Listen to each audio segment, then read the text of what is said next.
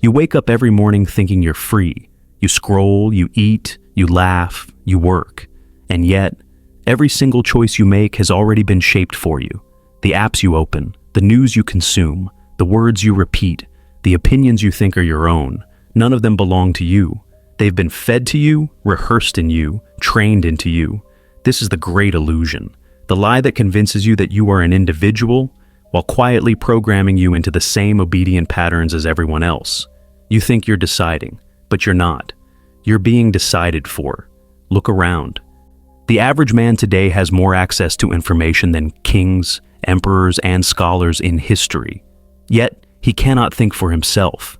He drowns in endless content, laughs at jokes written for him, rages at headlines designed to trigger him, and spends hours locked in arguments that were scripted long before he entered them.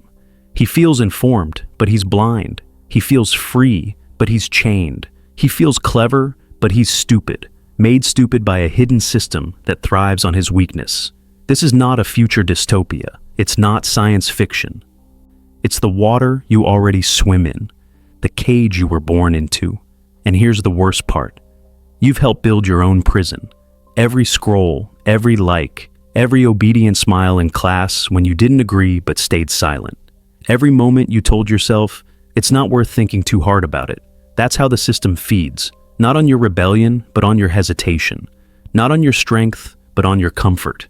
You became the product. You became the target. You became the willing participant in your own dumbing down.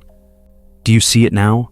The more you follow the script, the less of a mind you have. The more you seek approval, the less of a self you own. This is why stupidity spreads faster than truth.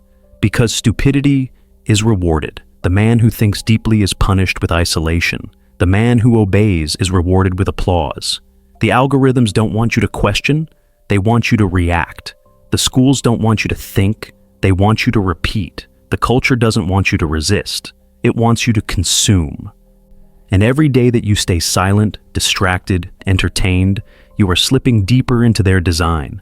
But if you've made it here, you're not average. You've noticed the cracks. You've felt the quiet unease when you scroll endlessly and feel your own focus evaporate. You've sensed the manipulation in the smiles, the speeches, the systems around you. This video will rip the mask off. We will expose the architecture of this hidden system, how it bends thought, how it rewards weakness, how it feeds off your hesitation, and more importantly, how to break it before it breaks you. Because if you don't, you won't just live in a stupid society, you'll become it. Your mind was not built weak. It was not built to shatter the moment a screen lights up. It was not built to jump from one meaningless clip to another like a starving animal chasing scraps. No, your mind was built for depth, for long focus, for wrestling with questions that take years to answer, for conversations that reshape civilizations. But today, that natural power is fractured. And the terrifying truth is this: it's not an accident. It was engineered. Think about it. Every app, every feed, every notification is not just content. It is bait, designed not to make you smarter, but to keep you hooked, designed to reward your reaction, not your reflection. That little rush you feel when your screen lights up, that's not connection. That's not knowledge. That's not progress. That's dopamine, drip-fed like a drug, rewarding you for staying shallow, rewarding you for becoming predictable. The system does not want you thinking slowly, deeply, dangerously. It wants you distracted, reactive, stupid, because stupid clicks, stupid buys, stupid obeys. Now contrast this with the past. In the 18th century, men and women gathered in salons during the Enlightenment. They debated philosophy, science, politics, sometimes for hours, sometimes all night. The mind was sharpened like a blade because focus was demanded, memory was exercised, attention was trained. Voltaire, Rousseau, Diderot, they weren't scrolling. They were wrestling with ideas that built revolutions. And today, you can barely sit through a 3-minute video without checking your phone. Not because you're lazy, not because you're weak, but because an entire billion-dollar industry is designed to keep you that way. Here's how it works. Every time you pause to think, the system loses money. Every time you resist, every time you stay focused, every time you choose depth over distraction, that's a threat to the machine. So the system rewires you. The like button, the infinite scroll, the autoplay, the headlines built for rage, the memes that replace philosophy. Each one is a small cut into your focus, into your patience, into your mind. And over time, those cuts become chains. You've felt it. The inability to sit in silence, the twitch in your hand when you're bored, the restless urge to check something, anything, just to avoid thought. That's not you. That's programming. That's a design. And yet, here's the betrayal. You blame yourself. You think, my attention span is weak, I just can't focus. But you were never broken. You were broken down. You were trained to be this way, like a dog trained to salivate on command. And every time you accept it, every time you call it normal, the system wins. Do you see it now? You are not stupid because you were born that way. You are stupid because stupidity pays. Nietzsche once wrote, "The surest way to corrupt a youth is to instruct him to hold in higher esteem those who think alike than those who think differently." Replace esteem with engagement, and you have the modern algorithm. It pushes sameness. It rewards conformity. It drowns the dangerous thinkers in noise. Carl Jung warned of the collective shadow, the darkness that emerges when the individual stops thinking and the crowd begins to rule. Today, that shadow is no longer abstract. It is packaged, coded, and sold to you in your feed. So ask yourself, when was the last time you truly thought? Not reacted, not consumed, not repeated, but thought. When was the last time you let silence stretch long enough for your own mind to speak back? If the answer makes you uneasy, good. That unease is the first crack in the illusion, because the truth is this: your shorter attention span is not a flaw. It is not your weakness, it is the machine's victory. And here is the most dangerous truth of all: the system doesn't just steal your attention, it steals your future, because a man who cannot think deeply cannot act decisively. And a society that cannot act decisively cannot resist its own chains. This is the engineered decline of thought. This is why the crowd scrolls while the powerful plan.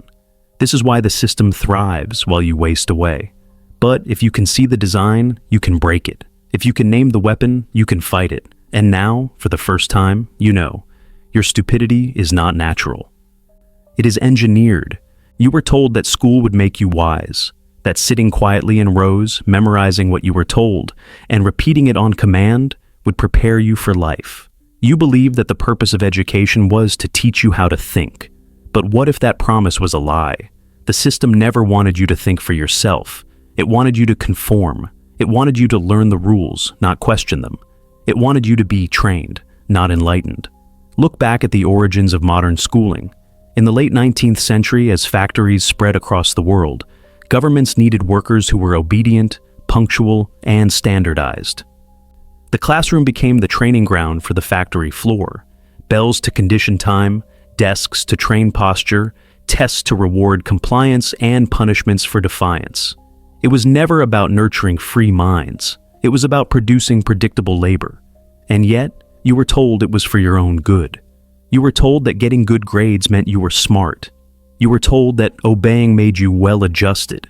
You were told that questioning the curriculum meant you were a problem. You didn't notice what was really happening. Your curiosity, the most dangerous thing you were born with, was being smothered. Every time you asked why, you were told to stop interrupting.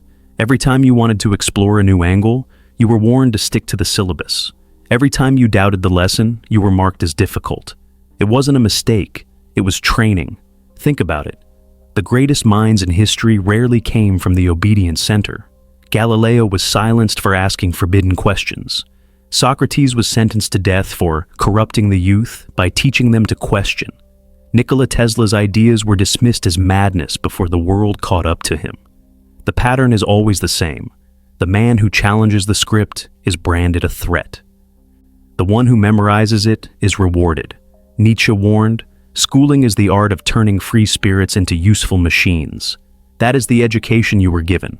Not a ladder to wisdom, but a mold for conformity. And you can feel the cost. You spent your formative years memorizing facts you've long forgotten, performing for approval, and fearing mistakes.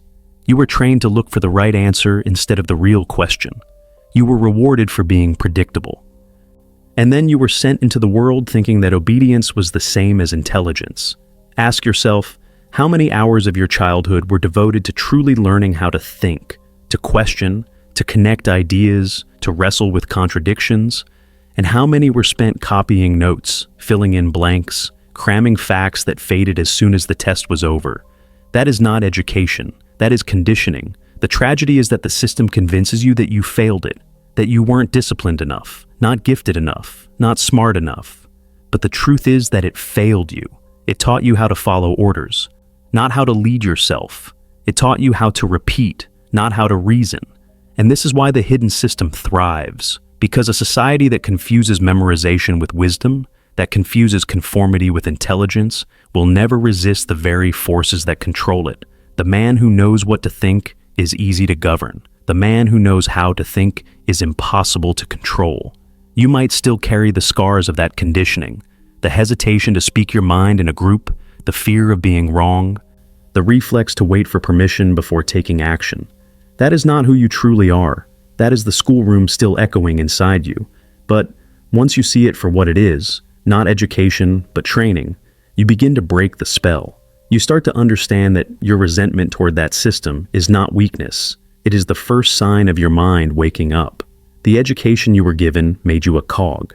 The education you must now claim for yourself will make you a thinker. And that shift, from obedient product to independent mind, is the beginning of freedom. You were told that pleasure is freedom, that more comfort, more convenience, more entertainment means a better life. But what if pleasure has become the perfect chain? The system no longer needs to break you with violence or threats. It only needs to keep you amused, keep you fed, keep you scrolling. The man who is entertained is the man who will not rebel. Look around you. The moment there's silence, you reach for the screen. The moment there's discomfort, you look for a snack, a show, a feed, a hit of something sweet and easy. You call it relaxation. You call it normal. But it is sedation. The brain was built to reward real victories. The hunt, the solved problem, the earned achievement. Those rewards required effort, patience, focus. But the system has hijacked that wiring. Now you get the same dopamine surge from an empty notification, a glowing heart icon, a meaningless clip.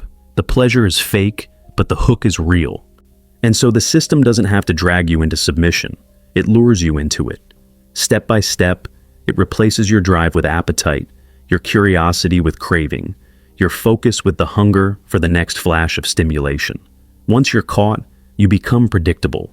The man who chases the next hit of pleasure is easy to distract, easy to steer, easy to sell to. And notice what happens to the mind that lives in constant stimulation. It loses the taste for silence. It loses the strength for real thought. It begins to panic in stillness, like a fish pulled from water. That is why you can scroll for hours but can't sit alone with your own ideas for 5 minutes. That is why you feel tired after being entertained. That is why the modern man's life is full of stimulation but empty of meaning. The softest chains are always the strongest. You don't fight them because they feel good. You thank the system for handing them to you. But you should feel disgust. You should feel rage at how cheaply you've been bought, how your willpower has been traded for a quick rush that leaves you emptier each time. Reclaiming your mind begins with reclaiming your hunger, with breaking the loop, with daring to sit in the discomfort that the system has trained you to flee. Because the man who can endure boredom can think, and the man who can think is dangerous. You've been told that humanity is always moving forward, that each new tool, each new breakthrough, each new update brings us closer to wisdom. But progress is not a straight line. Often, it bends backward. We have more access to information than any generation in history, yet less willingness to understand it. We celebrate our technology, but we rarely question what it's turning us into. Comfort is not the same as growth. Spectacle is not the same as wisdom. The crowd has always mistaken one for the other. Machiavelli observed that people will trade freedom for safety, and truth for the illusion of control. We have traded both for convenience. Carl Jung warned that modern man would mistake the tools of progress for progress itself, that he would build powerful machines but lose the inner strength to wield them. And look at us now, surrounded by devices that can summon all of human knowledge in seconds, yet drowning in shallow outrage and trivial noise. The paradox is brutal. The more the tools advance, the more the mind retreats. The crowd does not grow sharper. It grows softer, slower, hungrier for comfort. History is full of these regressions. Rome built aqueducts and armies while the spirit of the Republic decayed. Golden ages ended not because they lacked tools, but because they lost the will to use them well. So, no, progress is not guaranteed. If anything, the illusion of progress is the perfect distraction. It keeps you applauding each new invention, while your own capacity to think shrinks in silence. This is the truth you must face. Tools don't make us wise. Only the courage to think does. For centuries, the powerful have understood one simple principle. If you can't rule the strong, weaken them. If you can't silence the thinkers, drown them in noise. If you can't chain the body, chain the mind. The blueprint has never changed. Only the tools. In ancient Rome, it was bread and circuses, free food and endless spectacle to keep the crowd docile while the Republic crumbled. In the 20th century, it was propaganda, carefully crafted stories repeated until the masses mistook obedience for patriotism. Today, it's not soldiers in the street, it's screens in your hand. It's the invisible feed that shapes what you see, what you believe, what you even dare to think. The goal has always been the same. Keep the majority distracted, compliant, and too divided to notice who is pulling the strings. You've seen the pattern by now. First, the system breaks your focus with engineered distraction. Then it teaches you to confuse obedience with intelligence. Finally, it pacifies you with endless comfort and entertainment. This is not random, this is a power strategy. And it has worked for centuries because most people never recognize it. Ask yourself, why does every era's ruling class invest so much in spectacle, distraction, and fear? Because the moment the crowd begins to think, the moment it begins to question, the balance of power shifts. The hidden system thrives on a simple equation. A distracted mind is a weak mind. A weak mind needs guidance. And whoever provides that guidance controls the future. You've already felt that guidance. In the stories you were told at school, in the news cycles that dictate what you should rage about, in the endless feeds that shape your sense of reality. Most people will never see this blueprint. They will dismiss it, laugh at it, defend the very forces that keep them compliant. But you are not most people. If you're still watching, you've already stepped outside the script. You've seen the pattern. You've felt the unease that others numb with distraction. That is your power. Awareness breaks the spell. Once you see the design, you can no longer be used by it. The manipulators depend on the blindness of the many. They fear the clarity of the few. You have a choice. Drift as part of the crowd, or stand as one of the rare minds that can't be bought, distracted, or silenced. You cannot destroy the system by shouting at it. You cannot win by begging it to change. You win by refusing to play the role it has written for you. You win by becoming the kind of mind it cannot predict, cannot seduce, cannot use. The trap has always thrived on your attention, your reactions, your need to belong. The moment you reclaim those, you step off the stage the system built for you. This is the true rebellion. Not rage, but clarity. Not noise, but silence. Not another protest shouted into the void, but the quiet decision to think when everyone else is busy reacting. Most people never take that step. They cling to the comfort of the crowd. They call the obedient normal and the independent strange. They mock the man who walks away because he reveals their own chains. But understand this inversion. In a world designed to keep you distracted, the man who can sit alone with his own thoughts is a threat. In a culture addicted to spectacle, the man who can stay focused is dangerous. In a society that trades freedom for comfort, the one who refuses the trade becomes untouchable. You will be called distant. You will be called strange. You will be called extreme. Wear those names as a crown. The world needs you docile. The machine needs you predictable. The moment you reclaim your focus, the moment you begin to question every easy answer, you step outside their reach. You stop being a product to be sold. You stop being a follower to be guided. You start becoming what you were meant to be, a mind that directs itself. Do not wait for permission to wake up. No one will hand it to you. The system rewards sleepwalkers and fears those who wake. You have seen the blueprint. You know the tools it uses: distraction, comfort, obedience. Now you can see through the illusion. To be untouchable is not to be invincible, it is to be unexploitable. It is to reclaim what the world tried to sell. Your own attention, your own hunger, your own mind. And when you do, you will find that the chains were never locked. You were only told they were. Most people will hear these words and go back to the scroll. They will return to the comfort that keeps them weak. They will choose the feed over their own focus. Don't be like them. The moment this video ends, you face a choice. You either return to the crowd and keep feeding the system, or you step off the path laid out for you and begin to guard the one thing they cannot steal: your attention. Every distraction you resist is an act of defiance. Every question you dare to ask is a cut in the net. Every moment of silence you claim for yourself is a piece of your freedom reclaimed. If you've made it this far, you've already proven you're not like the others. You are part of the few who can see through the illusion. Now prove it. Protect your mind. Share this message with those who are ready to wake up. Join this channel, not as a subscriber, but as part of a silent resistance. A brotherhood of thinkers the system cannot predict or control. The herd will keep grazing. You don't have to.